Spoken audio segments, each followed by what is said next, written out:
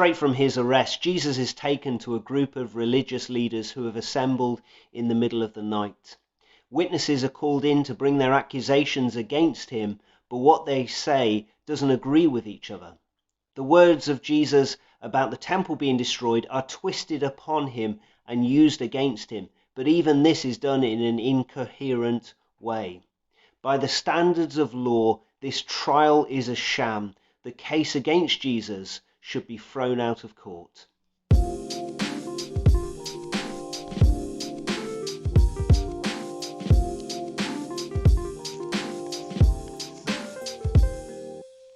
They try to get Jesus to answer the accusations, but he remains silent before them.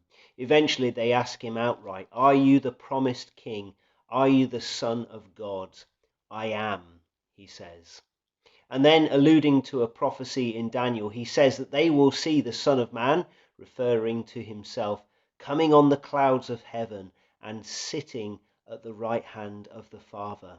Now, if this weren't true, and all the evidence that we've seen in Mark points to it being true, but if it weren't true, then it would be blasphemy.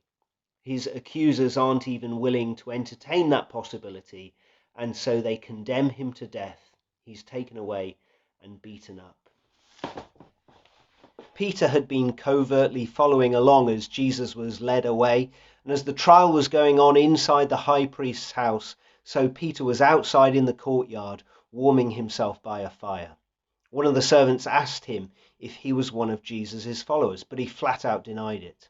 A few moments later, she asks again, and then the group of people there with him also ask, since he was a Galilean, was he also a follower of Jesus?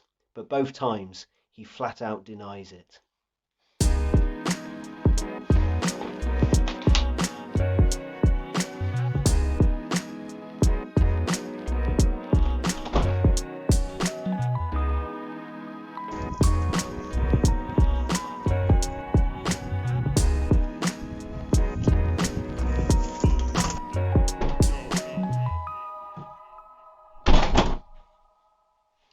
At that moment, the cock crows, and Peter remembers Jesus' words, that though he had been so confident of being able to stand, Jesus had said that this very night he would deny knowing Jesus before the cock crows. Peter breaks down in tears.